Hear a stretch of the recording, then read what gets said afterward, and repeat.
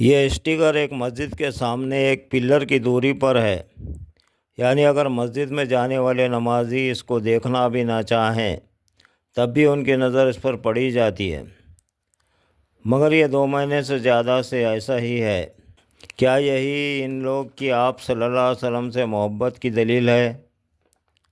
میں نے بھی کئی بار سوچا اس کو احترام سے نکال دوں، مگر ہمت نہ ہو سکی۔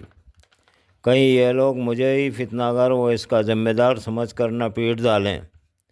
دراصل جس نے بھی اس طرح کے سائن بورڈ، اسٹیکر، پلے کارڈ وغیرہ نکالے وہ لگائے، وہی فتنہ گر ہے۔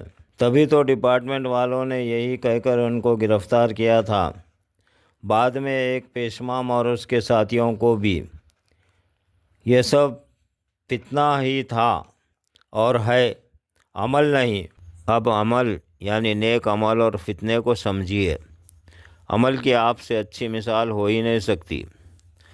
آپ کے نبوت سے سرفراز ہونے سے پہلے ہی مکہ والے آپ کو امین و صادق کہا کرتے تھے۔ سرداروں کا آپس میں اختلاف ہوتا مگر وہ سبھی آپ کا احترام کرتے اور آپ کی بات مانتے تھے۔ دراصل ہمیں جو عمل کرنے کا حکم ہے وہی کرنا ہے، جس سے منع کیا ہے وہ ہرگز نہیں کرنا۔ ہم پر 5 ٹائم کی نماز فرض ہے۔ ہم نہ جذباتی ہو کر 6 ٹائم کر سکتے، نہ ہی کاہل ہو کر 5 ٹائم سے کم کر سکتے۔ ایک اور مثال، ہمیں اپنے ماں باپ کی خدمت کرنے کو ہی نہیں بلکہ ان کے سامنے جھک کر رہنے کو اور اوپ بھی نہ کرنے کو کہا گیا۔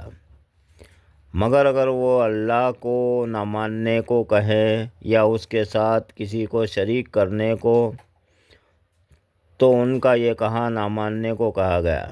پھر بھی ان کی خدمت و بشری تقاضوں میں ان کی مدد کرنے کا حکم ہے۔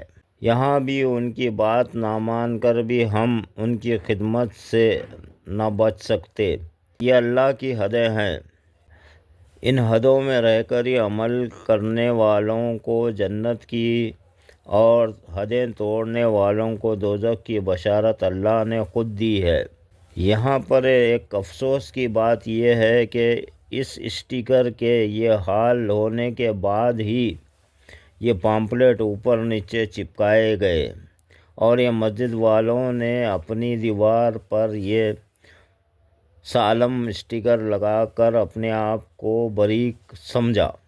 اس مسجد کے اسٹیکر کے نیچے کیا ہم بیٹھنا پسند کریں گے؟